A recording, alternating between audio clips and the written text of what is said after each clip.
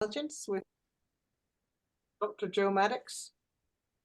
Most of you will know that Jo has over 30 years experience in organisational consulting, training and research. And of course, he's the author of the Emotional Intelligence Profile. So over to you, Jo. Thank you.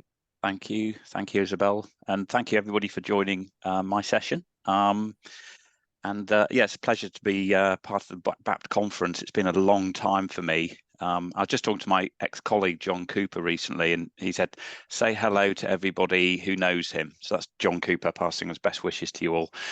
We used to be partners in the company JCA. We worked together for 25 years, actually. We were focused on really getting the best out of people in a sustainable way, which is really the history of this. And I was just saying to Isabel, we used to host the BAPT library, so we've got a lot of affinity with the group, and yeah, it's a pleasure to be here. So yeah, I mean, so the talk is about emotional intelligence in relation to type, and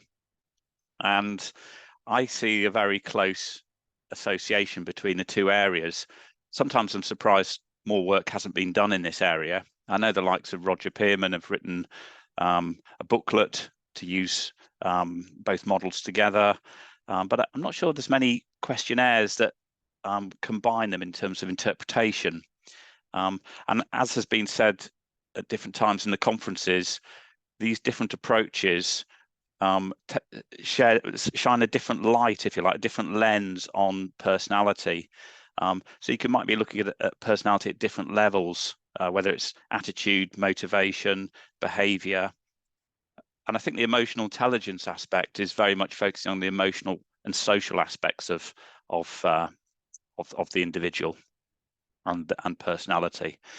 And certainly in the past, I found it really useful to use a combination of instruments.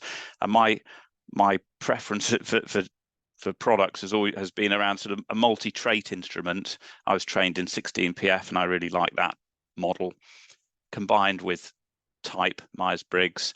And the other one I used a lot was the FIRO to look at interpersonal relations. And they all gave often very different perspectives on obviously the same individual, and gave, for me, a far richer picture for understanding them and for them understanding themselves. So what I want to talk about is the relationship between emotional intelligence and type, and give you some practical models to help that become usable. As I say, my previous work was with JCA, and we were focused on development mainly. And I suppose the unique part of our work was getting beneath the surface and trying to make a difference that was sustainable. And really, to make that difference, that was something that wasn't just a change of skill or quick change in behaviour that individuals often return back to their old habits. We found it really made a difference if you get beneath the surface. Most organisations are very strong on competencies, for example, which I do think are a good starting point and a good framework of what is good, effective behaviour in the organisation. But if people don't want to behave in that way, they don't believe in the competencies, then they don't tend to work. And so we started exploring attitudes and feelings that drive behaviour. And eventually, over several years, we developed our own instruments, and one of those was called the Emotional Intelligence Profile.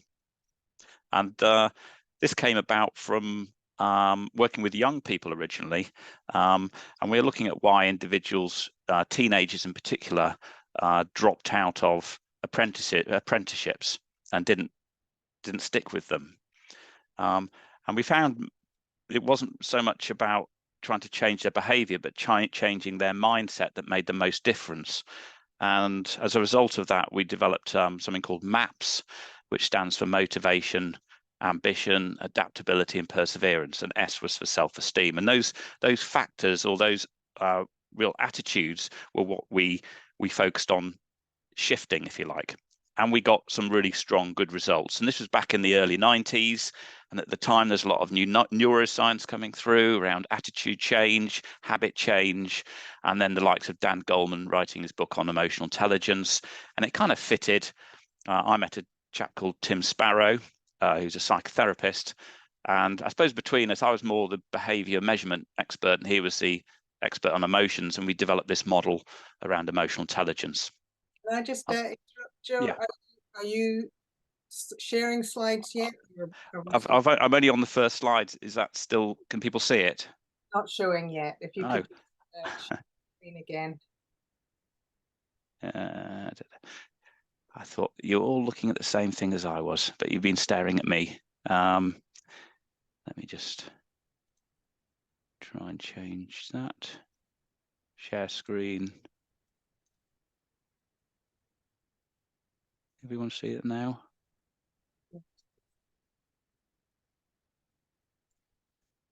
Yeah, we can all see it, Joe. You might just want to put it onto slideshow. That's it. Brilliant. Got it. Okay. Sorry if you missed that, but that's what I've been rabbiting on about for the last few minutes. Hopefully it still makes sense. Right, I'm going to move to the next slide, and just this is really the content of the presentation discussion. There'll be a couple of activities throughout, starting by looking at the relationship between emotional intelligence and personality more broadly. Apologies for the term EI. I know it confuses with extroversion, but when I refer to EI here, we're talking about emotional intelligence. So a theoretical link between the two, followed by looking at the model of emotional intelligence that we developed, the emotional intelligence profile, that framework, and how the functions can be aligned with the different components of emotional intelligence. And then finally, some of you may have already seen that. I wrote about that some years ago, but the last part of the framework looks at the underlying attitudes, are what we call life positions, are drivers, and how could those be used in terms of type development? And we'll look at that in terms of the 4 life positions and how that might be applied in relation to type. So that's the plan. We have got a quick poll. I'd be interested to know what's your experience with emotional intelligence. So hopefully that will appear somewhere as if by magic.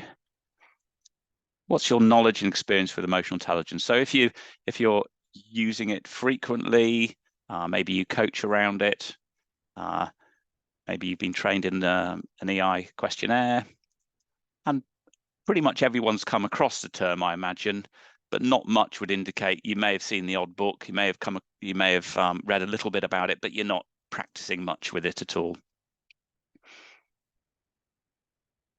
Okay, so out of the 22 of you, it's a pretty even mix, which is a little bit surprising. I thought it might be more on the a lot, as in you frequently use it, or you've been trained in an instrument, maybe you use it in combination with the Myers-Briggs or other type tools. But I'd guess that there's a fair number of you that maybe aren't that closely involved with it. Certainly when I started in this field and talking about emotions in the workplace, it was almost frowned upon. It wasn't a very popular idea to bring emotions into the work. This was in the early 90s. And I think things have shifted a lot in the last couple of decades, at least. Certainly, you can talk about emotional intelligence quite commonly. It's well regarded, well respected. Mental health, well-being, resilience are all terms that are frequently considered, and I think there's a lot more science behind it as well, which gives it more recognition, not just in the workplace, in society more broadly. Okay, well, thanks for completing that.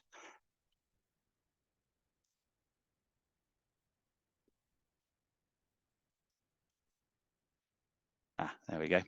So let's start by just talking briefly about what is emotional intelligence. Literally intelligent use of your emotions or thinking about your feeling to guide your behavior. It's a relationship between thoughts, feelings, and behavior. I think it's important to recognize, well, for me at least, EI is something you do. It's a verb, if you like. I don't see it really as a trait. It's not necessarily a personality characteristic. There's nothing to stop an individual behaving in an emotionally intelligent way right at this moment. and with a willpower and applying their their effort, I suppose. But the key is also to make it into a habit, something that you do more automatically with practice, and then you can move on to sort of more develop it further. So to some extent, it's a cognitive process, more of a state maybe than a trait. I often use a metaphor of driving a car, and if you think about the car as your resources, and how do you make use of the car, and with skill you can become very competent, a skillful driver. Rather like with emotional intelligence, you can become effective at learning to use your capabilities. But you also need to learn to, well, before you do that, it's important to look after the vehicle. And if you like, this is your well-being, and make sure the car's in good condition. And if you maintain it and look after it, it will look after, it will last for a long time and be in good condition. And I suppose the other way of looking at this is in terms of driving. It's not just being your skill at being able to manage what you have. It's being aware of your surroundings. So being effective at negotiating the traffic, other drivers, and anticipating things that might just happen out of the blue in the incidents or difficult driving situations.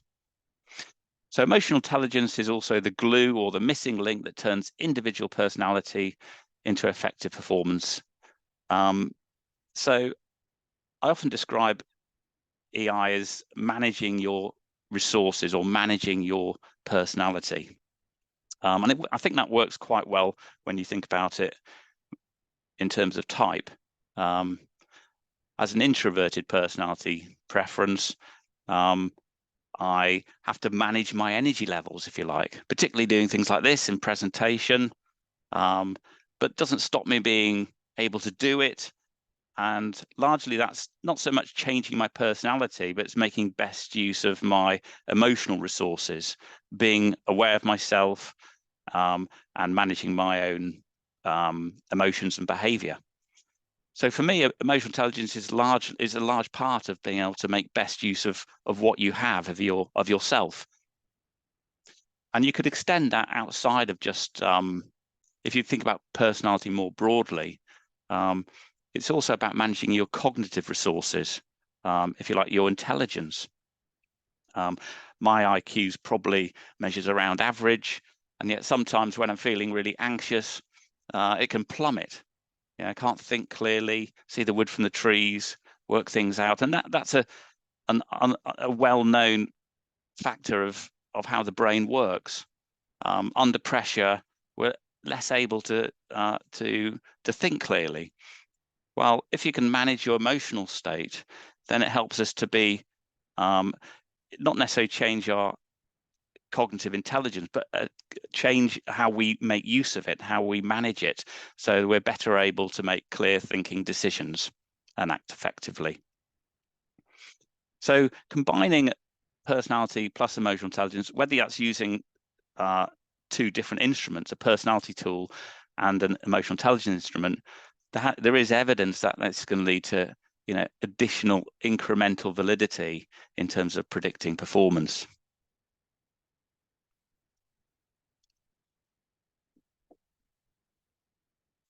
Right.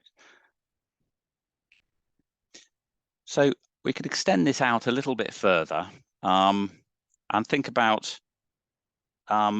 emotional intelligence as managing your resources to meet your emotional needs. So as human beings, we have psychological needs. We need for example, inclusion, a certain amount of control in our lives, meaning, independence, connecting with others. And when those needs are being met, we'll feel happier, we'll feel more effective, we'll flourish, and we'll thrive. In the same way that any living organism, whether it's a plant or a tree, when its needs are being met, it will flourish and grow. So a plant has a need for water, sunlight, nutrition, but of course it also has the innate resources to meet those needs. So it's got roots to absorb the water, leaves to take in the sunlight, bark for protection. And in the same way, human beings also have the innate capacities to be effective at meeting their emotional needs. The question is learning how to manage those and learning how to use those capacities and those resources. And for me, that is a large part of what being emotionally intelligent is about. So, for example, using our imagination, the brain will automatically default to focusing on threats or what might go wrong, anticipating the worst, fearing danger. And that can be useful, of course, but the problem is if we get locked into that focus of a negative attention, it can make us continually anxious. So again, it's about learning to be aware of that, notice it, and maybe, for example, shifting our attention so we're not always focusing on what could go wrong, but focusing on positive things. And we have to do that actively, because the default of our anticipation is to anticipate the negatives. Another example would be reflection and learning from past experiences, not necessarily ruminating on what's gone wrong all the time, but focusing what you've learned from an event, or what positive experiences you've had from an experience. So if you like, the emotional intelligence component for me is being present, aware in the moment, noticing yourself and then managing yourself in this respect to meet our emotional needs.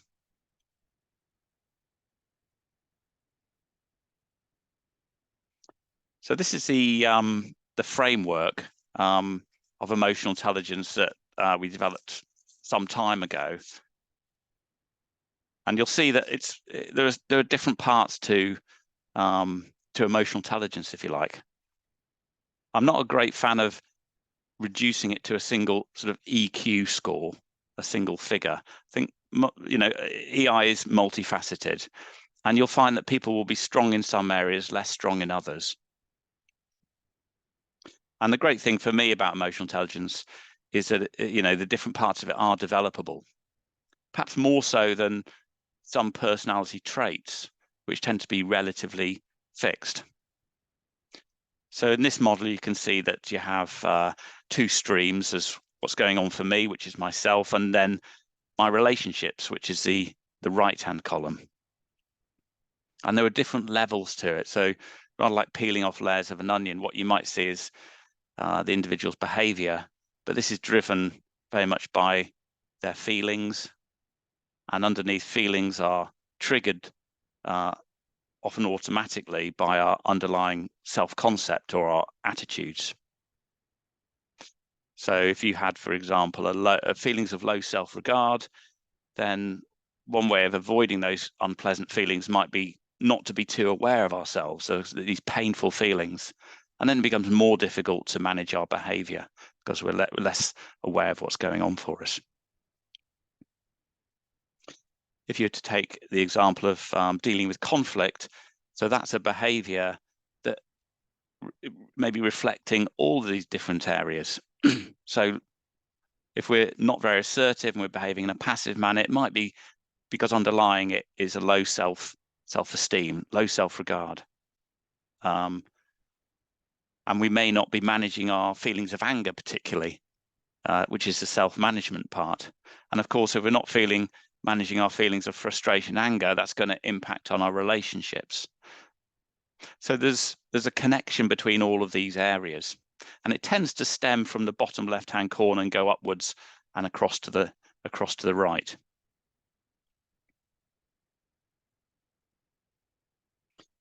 So just to give you a couple of examples, here you can see I've coloured it sort of red and green to give a simple example of, some individuals tend to focus a lot more on others and less attention on themselves.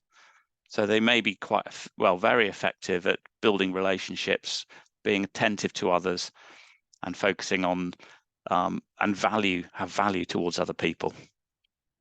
But they may not be looking after themselves as well.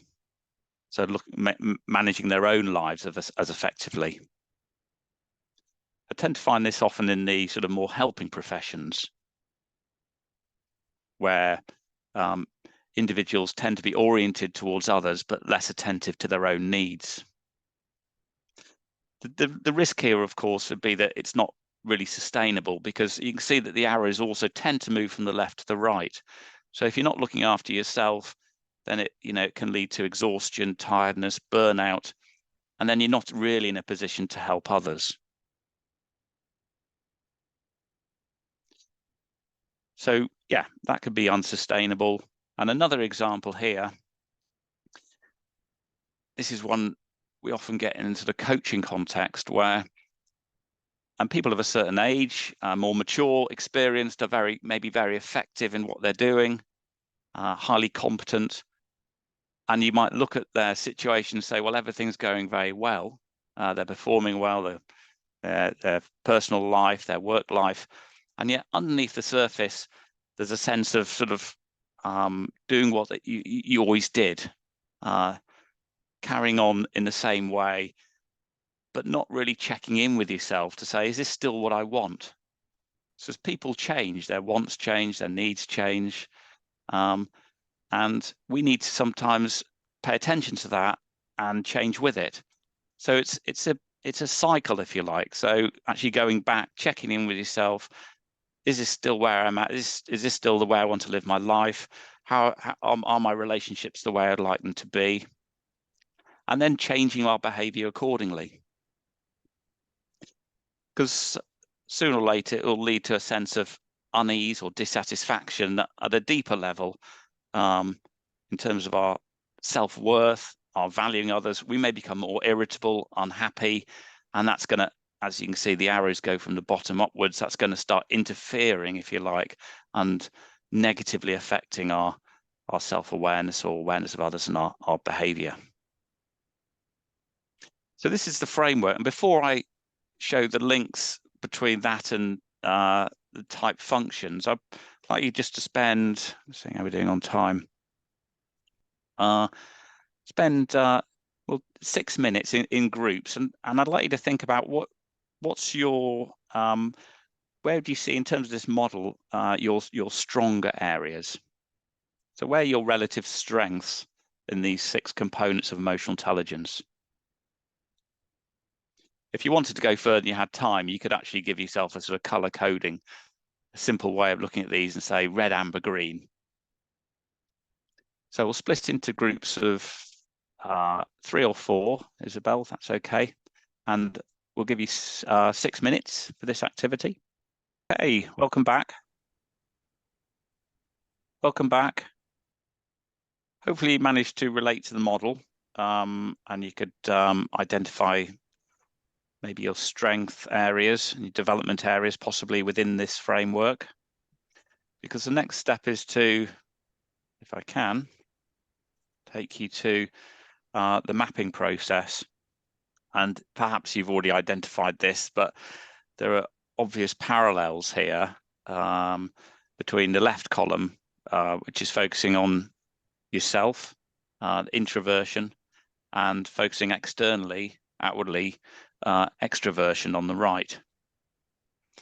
And if you to take the middle level, which is really about awareness and perception, this would fit with perceiving functions, and then acting upon that awareness, making decisions on it, would fit more with self-management and relationship management, which is the judging functions.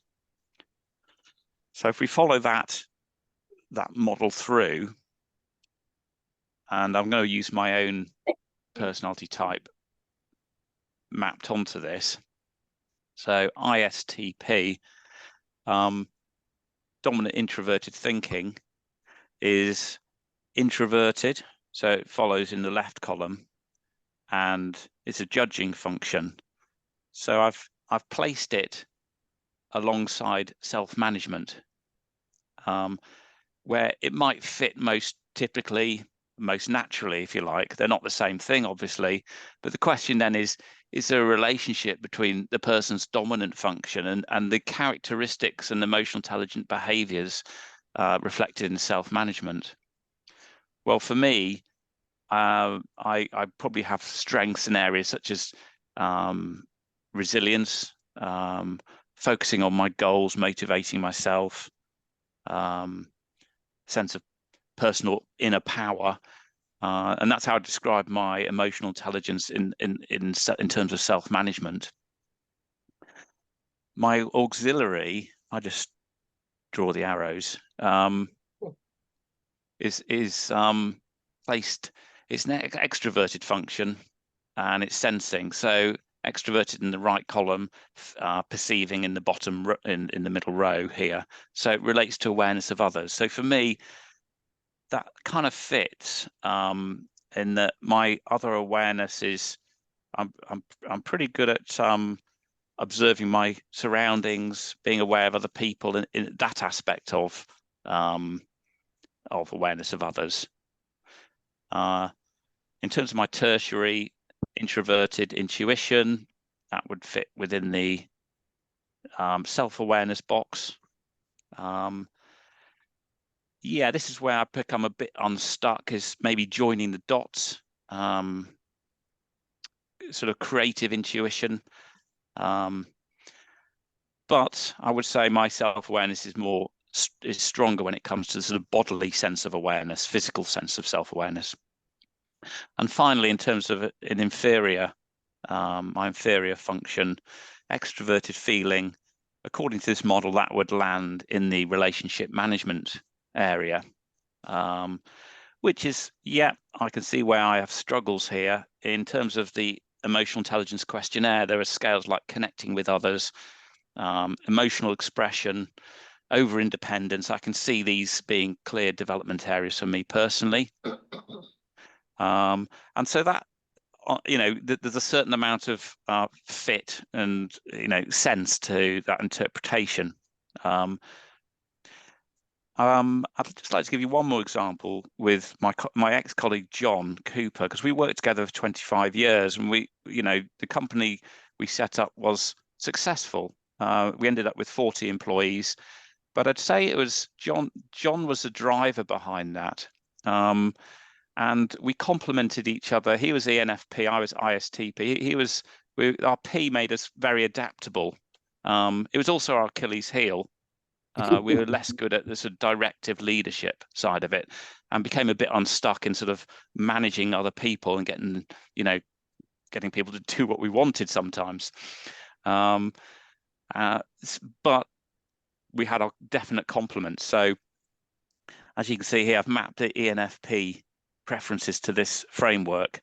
So the dominant function, extroverted intuition, fits with other awareness. And John was, you know, exceptional really at reading other people, understanding where they're coming from. Brilliant coach, and a very, very aware of other people, and notices other people's, remembers people's names, all that type of stuff very, very well. His auxiliary is self-management, which for him maps to the introverted feeling.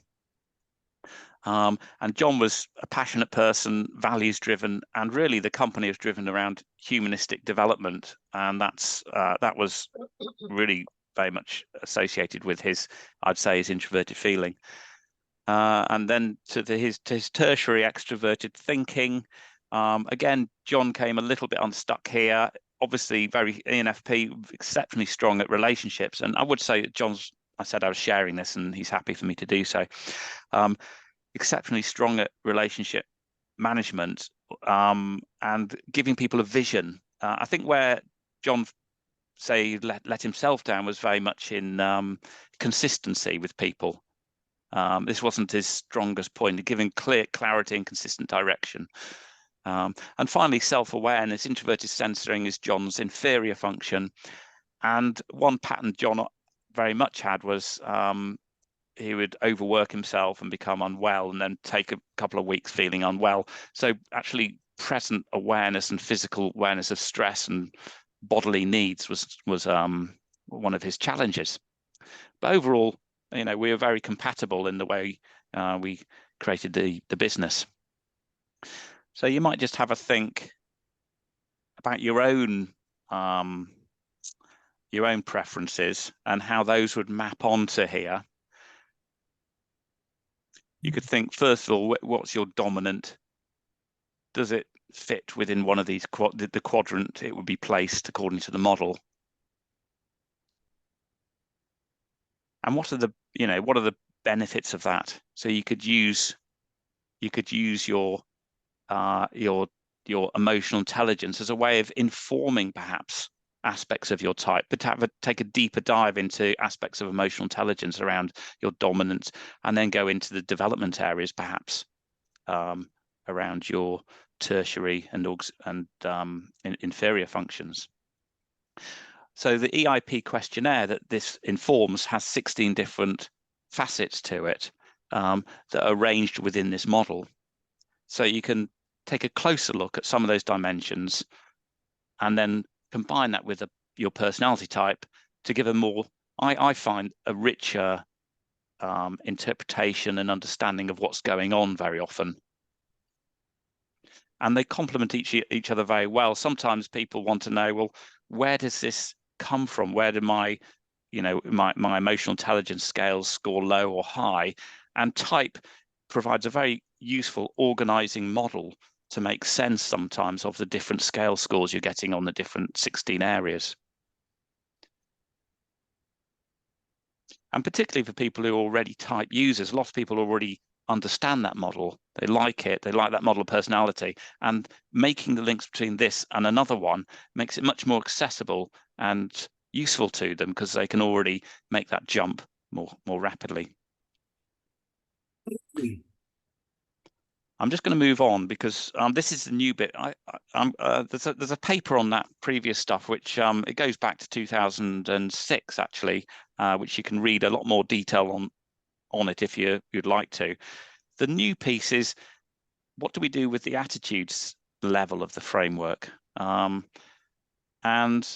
in this case, I've related it to the core life positions that Carl Rogers talked about in terms of unconditional positive regard. So Rogers said, we're born into this world uninvited, and depending on our experiences through life, we form our self-concept. Am I a valuable, worthwhile human being? And are these other people, is the world to be trusted? Is it a safe place? And depending on our experiences, what he'd call, in transactional analysis terms, they'd call it strokes. So the attention we receive, is it positive or negative? Is it comfortable? Is it safe? Will largely determine how we view ourselves. And the theory is that every moment and every day we form a different layer of our self-regard and our attitude towards the world outwardly. So it isn't a single unit. It doesn't say you've always got high or low self-regard. It could be very contextual depending on our experiences through our life. And we can easily be thrown into a very low sense of self-esteem to a very high self-esteem, depending on the environment that we're pattern matching with in the past experiences. But these two core attitudes, self-concepts or beliefs, if you like, around yourself and the world more broadly, were put together and you may have come across what's called the OK Corral back in the 70s. The likes of Eric Berne and Ernst talked about the relationship between these life positions driving much of our behavior, influencing much of how we think and behave. And we adopt all four positions at different times in our life. Ideally, we'll move to the top right-hand corner of this most of the time. And this is, if you like, the healthy position, what's often called I'm okay, you're okay, or for short, I plus you plus. And I would say all of these positions are, rather than traits or behaviors, I think they're emotional spaces, how we feel when we're in that zone. So generally speaking, we're going to feel more content, happy, worthwhile, and at peace with ourselves, compassionate towards ourselves when we're in the green zone. Of course, we will move out of there and we'll, if you like, derail. And the question is, How much time do you spend in these other zones? What triggers you to move outside the okay zone where you're at your best, if you like? And do you notice that happening? Are you aware of that? So in the top left, it's more that beating ourselves up, putting ourselves down, what's described as getting away from, feeling no good about ourselves. And of course, there are different degrees of that. It might be just momentarily where we start thinking, oh, wasn't very happy about myself in that way, or a slight self-criticism, or it could be a more deep-rooted sense of self-worthlessness, helplessness, a kind of more despairing, but that's the more extreme end of the scale. That's the top left, that's the blue. The orange is more putting others down. Essentially, I'm not okay, I am okay, but others are not okay. I plus you minus. Get rid of, getting angry. And of course, this is still a sense of protection and defense away from underneath it. It's a way of protecting myself from feeling bad about myself. So it's a mask, if you like, for the blue zone. But as long as I'm pointing the finger at others and not focusing on myself, I can avoid those painful feelings that come with lower self-regard. So what gets you into that position? How long do you stay there? And how do you get out of it, more importantly, when you notice it happening?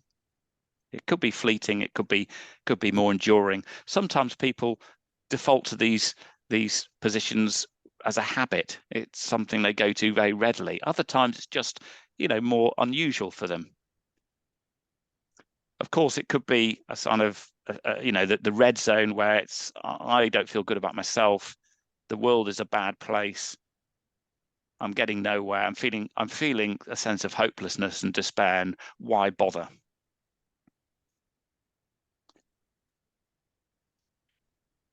So if we were to take this, in terms of the sort of responses and the derailment and the kind of behaviors you might see in each of these zones, these are a few examples. So in the green zone, it's more compassionate, accepting, what I'd call generally more emotionally intelligent, self-aware, and choiceful in our behavior. In the blue zone, it's the flight response, if you like, self-blaming, moving away, sense of I'm only okay if everyone else is happy, pleasing others, maybe moving towards others, depending on others too much. In the orange zone, this is where it's more focused externally. Others are not okay, low regard for others, high regard for myself, more critical, blaming. So an example of this might be that sort of helper defense where, as many of us, not necessarily defensively, but as coaches and as helpers, we don't have to look at our own stuff, but we can focus on other people's problems. Or maybe by being, certainly a defense of be strong. I'm only okay if I don't show weakness or vulnerability. Be perfect. Well, this could be applied to other people. It's never good enough what other people do. Or it could be applied to yourself, which is I'm only okay if I get everything right, which would be more the I minus. And of course, the red zone, a sense of, well, it could be victim, whatever I do is never good enough. I try my best, but people just don't understand me. A denial, something I can relate to, avoiding the problem, pretending it's not there, distorting what is real. Sometimes that corresponds with withdrawing or passive aggressive behavior and other defensive behaviors. So in terms of type, I think it's useful maybe to consider this as what are my unconscious behaviors, the areas I derail to, what are my sort of shadow behaviors that you might see in my type behaviors, and can they be placed within this attitude matrix, these life positions? Again, this provides a very useful, simple but profound organizing structure to some very deep-rooted fundamental drivers of our behavior, which I think can fit really neatly with understanding some of our personality preferences and type behaviors, particularly when we're talking about derailment. These are just a few examples of mine. You know, at my best in the green zone, I might be very efficient, pragmatic, straightforward, adaptable, and so forth. But I know that I can also move into the blue zone, where I feel less positive about myself, self-critical, maybe hypersensitive. These aren't general terms. These are words I've used for myself that I've put into these boxes. I might withdraw and become over independent. That's a sort of way of protecting myself. Sometimes when I've got out the wrong side of bed, I can start feeling a bit grumpy and critical. And that often comes out with me as being quite pedantic and impatient, unaware and inattentive to others, a bit uncaring at my worst.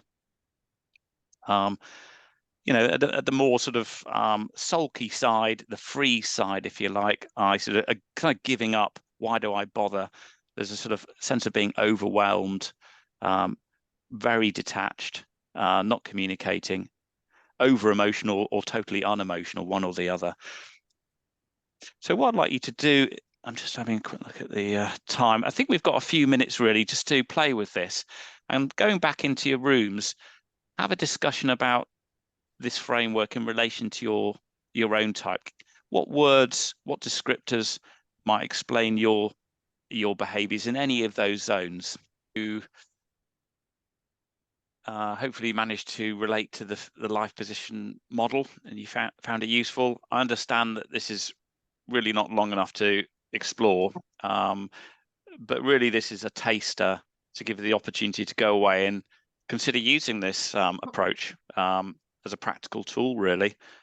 Personally, I find it very valuable in coaching, is just to get people to consider the different positions, simply asking, you know, what percentage of time do you spend in those zones?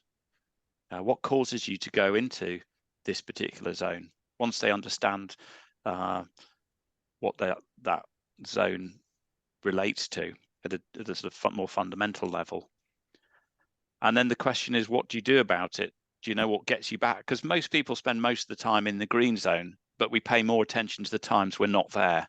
So we tend to inflate our view as to how negative and how derailed we often are.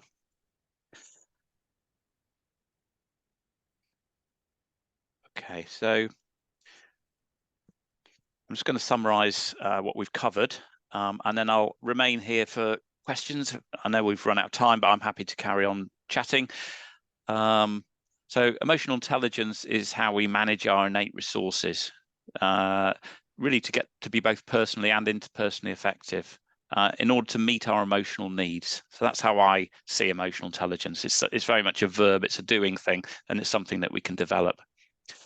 And the type functions correspond very neatly with the core components of the emotional intelligence framework. And for that reason, I think they would work very well together conceptually and practically as instruments that would help people look at their emotional intelligence and their personality from a different perspective. And finally, as we've just explored, when we are knocked off track in terms of our personality, our type, and we derail, I think a useful way of exploring this may be through the life positions as an alternative and different perspective. And asking those coaching questions is a really simple and effective way of helping people to maybe dive a little bit deeper and explore it from an attitude level. And when I talk about attitudes, we're talking about the positions we have towards ourselves or towards the world more generally. So I'll leave it there and just say there are references that I have sent to the BAPT group, so you'll be able to look at the paper on functions mapped to the EIP framework. That's the first one. The second one is looking a lot at emotional intelligence and the benefit of attitudes underpinning emotional intelligence. And thirdly, all of this stuff is in my book, which was republished in 2018. So thank you very much, and please get in contact if you're interested in the relationship between EI and type. And you know, I've been exploring this for a long time, but never got around to developing a product that does it specifically. So that's maybe next on the list of things to do.